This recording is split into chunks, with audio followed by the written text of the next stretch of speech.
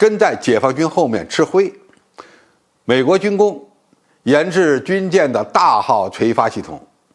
证明中国又做对了。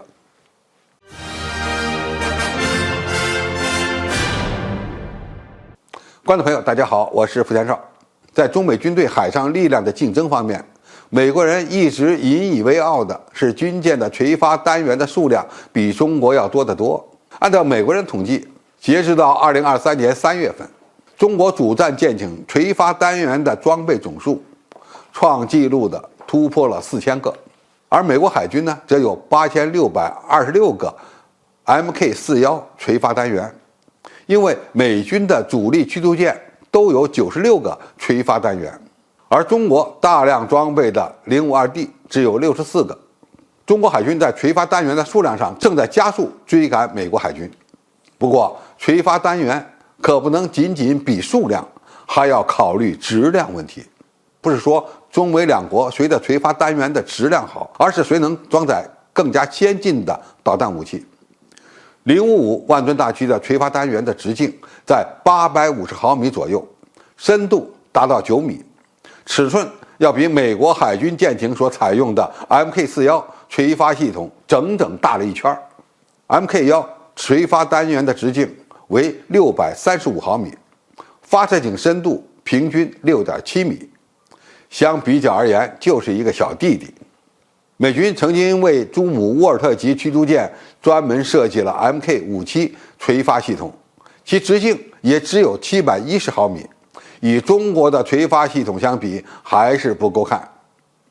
这也意味着，同样的垂发系统，如果两国的导弹技术水平一样，那么中国军舰上的导弹个头要比美军的大得多。那么由此而带来的后果就是射程和性能的完全不同。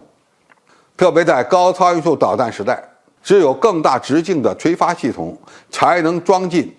固体火箭推进的高超音速导弹。中国的鹰击21高超音速导弹的服役，以及开始提供出口版本，又把美国人给刺激了。道理很简单，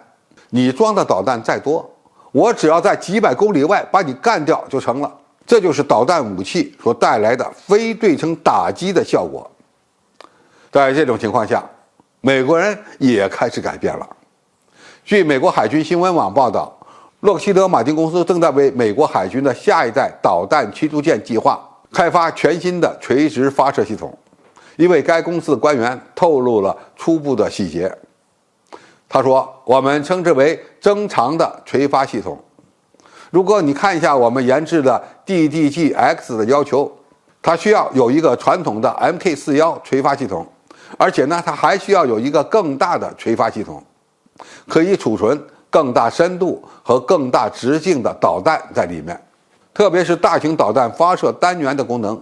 将支持高超音速导弹。”当被问到他们正在为新一代的驱逐舰所开发的新型垂发单元的设计细节时，洛克希德马丁公司表示，海军没有具体说明，他们正在根据自己的研究设计这种新型的垂发单元。你也可以理解为，美国海军到现在甚至都没有明确的提出指标要求。不过这很正常，因为美国的高超音速导弹项目到目前为止还是一个未知数呢。不过以美国造船军工的拉卡速度，如果美军的新一代驱逐舰在20年后能够亮相的话，可能会使用2种垂发系统，一种是标准的 Mk41，另一种呢就是他们现在正在开发的大型垂发单元。这也预示着美军主力战舰可能在设计层面上追赶中国的055万吨大驱的水平，两者的垂发单元数量可能会比较接近，只不过055装备的全是大直径的垂发单元。在海军垂发系统的研发方面，美国过去虽然走在了前面，但是现在很明显已经被中国军工反超。导弹武器性能决定未来的海战，中国又一次做对了，而美国要想赶超，可能还需要很多年。好，今天的评述就到这里，谢谢大家收看，我们下期再见。